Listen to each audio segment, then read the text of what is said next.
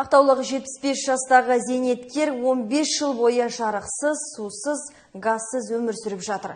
Өйткені ол осынша уақыт бұрын коммуналдық қызметке қарыздар болып қалған.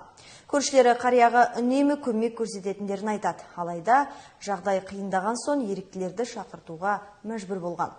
Осылайша олар кейуананың жағдайы жақсаратынына сенеді. Галина Сумбурова өркениет атаулыдан жұрдай пәтерде күн кешіп жатыр. Ол осыдан 15 жыл бұрын инсульт алған. Содан денесінің сол жағы жансызданып қалыпты. Содан бастап қырсық шалғанын айтады. Вот когда шла приватизация, у меня был паралич. Сал болып қалдым, жағдайым өте ауыр болды. Қайда, кімге бару керек екенін білмедім. Осылай ауыр жүкті арқалап келемін. Бірақ Құдайдың құдіретіне сенемін. Жалғыз ұлым бар. Ол қазір Израильде тұрады, сонда жұмыс жасайды. Онымен соңғы рет 12 тамызда ауруханада жатқан кезімде сөйлестім. Жалғыз ұлдан қайыр жоқ, ал қарияның жарықсыз, сусыз, газсыз отырғанын әуелі көрші көлемі білмеген. Білген соң көмек қолын созуға тырысады, алайда кейуана сырт айнала береді. Я как увидела, в каком он ужасе живет, я была в ужасе. Оның осындай жағдайда өмір сүріп жатырғанын көріп, басында қорқып кеттім. Біз ұзақ жылдар бойы бір үйде тұрдық, бірақ дәл осындай күйде өмір сүріп жатыр деп ойламадым. Бізбен көп араласпайды. Өзінің бір әлемі бар, сонда өмір сүреді. Бізді көре сала үйіне кіріп кетеді.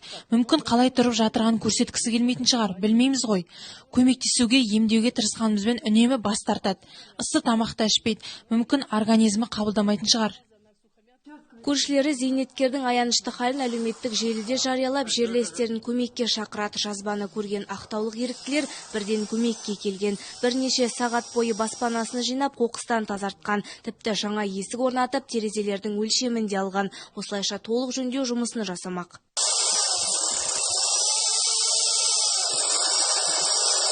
Командамыздың, бригадамыздың бірге балалар болып көмектесіп, мына қайырымды жандар мен бірге атсалысып, апамыздың аяққа тұруына, үйін көмектесуіне, ремонт жасауға бел будық. Спонсор болып көмектесем дейтін жандар болса, келіп көмектесуіне рұқсат.